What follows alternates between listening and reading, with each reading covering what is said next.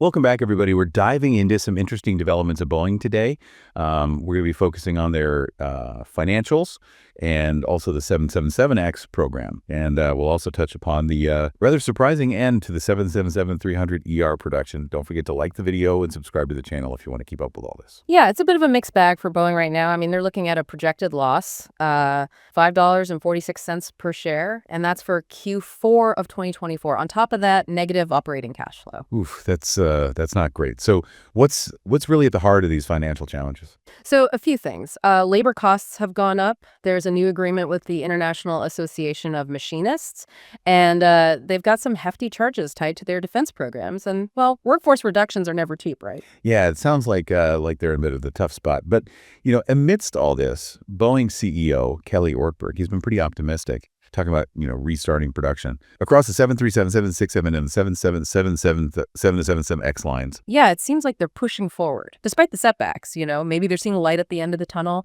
particularly with the 777X program. Let's talk about that. The 777X has been hit with some pretty significant delays, pushing that first 777-9 delivery all the way to 2026. I mean, that's 6 years past the initial 2020 target.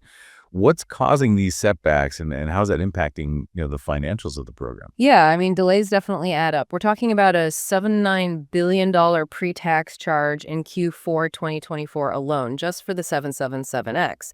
And a big chunk of that, again, those increased labor costs from the IAM agreement. So that agreement's really having a domino effect. For sure. But, it's not just labor. There have been technical hurdles, too. Remember when they had to ground the whole 777X test fleet back in August 24, that engine mounting structure failure? Right. That was a big one. Have they gotten back to testing since then? They have. They resumed test flights just this month, actually, January 2025. So, it's a step forward, but clearly there are still kinks to work out before that 777X is ready for, paying passengers. It's been a bumpy ride, that's for sure. Delays, technical issues. But even with all that, Boeing still has a lot of orders, right? 481 unfilled orders for the 777X from over 13 airlines. Yeah, definitely. It shows you the confidence these airlines have in this aircraft. You've got some big players in there. Emirates with 205 orders, Qatar Airways 94, Singapore Airlines 31. They seem to believe it'll be worth the wait. So even with the hiccups, the 777X is still seen as the future of long-haul travel. I think that's a fair assessment. But speaking of long-haul, there's another big development we got to talk about. The potential end of the 777-300ER production line. The 777-300ER, I mean, that's an icon. The best-selling wide-body jet ever. Hard to believe it could be at the end of its run after almost 20 years. It's been a pretty incredible run, but this decision, I mean, it's a clear shift for Boeing, putting all their focus on the 777X now for, the future of the 777 program. It's a bold move, right? Ending production on a proven model like that to put everything on the 777X, especially with all the challenges it's facing. Yeah, I mean, it raises some questions about their strategy and whether they think the 777X can really, live up to the legacy of its predecessor. I think ending the 777-300ER production, it kind of signals that airlines are, moving towards newer, more fuel-efficient aircraft like, well, the 777X, obviously. Yeah, that makes sense. The whole industry's focused on cutting costs, reducing their environmental impact. Fuel efficiency is it's more important than ever, especially with fuel prices all over the place. Exactly. And the 777X, it's designed for that. I mean, it'll save a ton of fuel compared to the older models. Remember those composite wings we were talking about? Not only do they make the plane lighter, they reduce drag too. Yeah. And then you've got those new engines. They burn fuel way more efficiently. So Boeing's really betting on fuel efficiency being the future of aviation. I think so. They're looking ahead to when airlines will demand planes that are cheaper to run and more sustainable, of course. It's a smart strategy, but, there's always risk involved. For sure. And Boeing's not the only game in town, right? Airbus has the A350. They're both competing for that same market share. The A350 is a tough competitor. It's already flying for a lot of airlines, and it's got a good track record. But this competition between Boeing and Airbus, it's always been there. It's what drives innovation, pushes them both to keep making better planes. Yeah, competition is good. It benefits everybody in the end. Airlines, passengers, and even the environment, right? Because it means more efficient aircraft. Absolutely. Keeps things interesting, too. But let's shift gears a bit. Think about the bigger picture here. How might these developments at Boeing, affect the wider aviation world? Well, you can't ignore the impact on Boeing suppliers. They have a huge network. Any disruption to production, especially with a program as big as the 777X,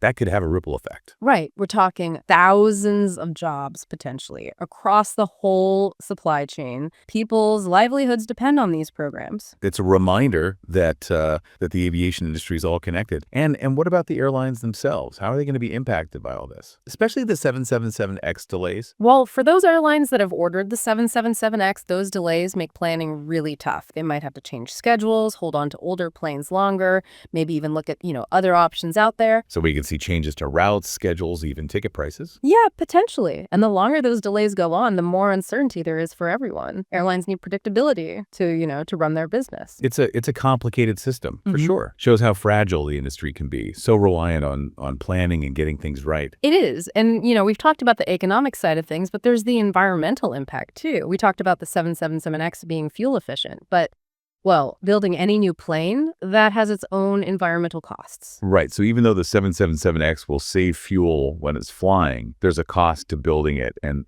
getting it into service. Exactly. And that's something both manufacturers and airlines are, they're becoming much more aware of. Sustainability in aviation is a big deal now. Customers care about it. Governments are pushing for it.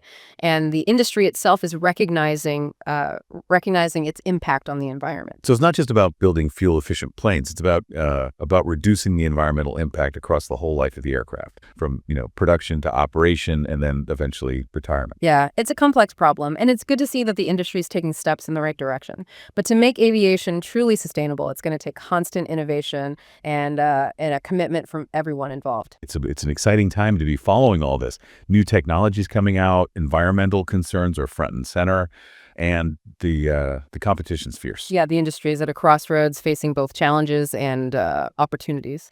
And the decisions being made right now, they're going to shape the future of air travel for a long time. And what about the passengers? The people who fly, who rely on this industry to get around the world. How's all of this going to affect them in the years to come? Well, at the end of the day, the passenger experience, it all comes down to, the decisions the industry makes, what kind of planes we fly on, the routes that are available, even how much it costs to travel. It's all tied to these trends we've been talking about. So even though it might seem like all this industry stuff is, kind of removed from the everyday traveler, it really does affect us, right? Our flying experience. Absolutely. Aviation's changing. And I think it's important for passengers to be aware of these trends and how they might, affect the choices they make when they travel down the line. Speaking of the future, I'm curious about Boeing's big picture thinking here. This shift to the 777X, what kind of future are they betting on? Well, it seems like they're expecting a big comeback for long-haul travel after the pandemic. Yeah.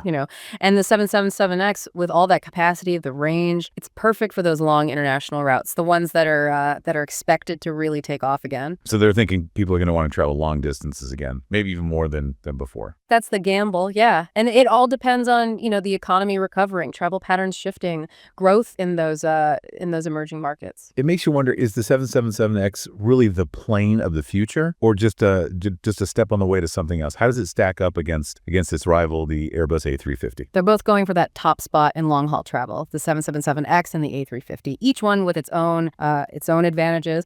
The A350, well, it's already out there flying, but the 777X, it can carry more passengers, and it's probably going to be more fuel efficient. It's too early to say who's going to come out on top. It's a real clash of the titans, Boeing and Airbus, both pushing the boundaries of what's possible in aviation.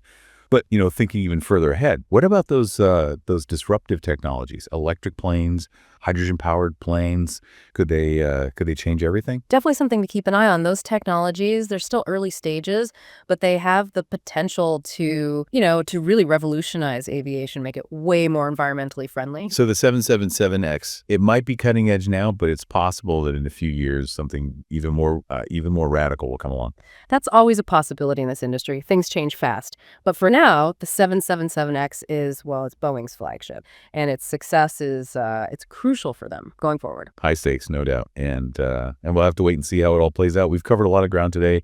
Boeing's challenges, the end of the 777-300ER, the 777X coming online, and all those potential disruptions on the horizon. Yeah, it's a complex industry, that's for sure. And the decisions made at the top, they can affect everyone: airlines, suppliers, passengers, even the planet. Fascinating discussion. Yeah, really gives you a sense of what's at stake in the future of aviation. Yeah, but ultimately, it's a story about about human ingenuity and our desire to connect with the world. That's right.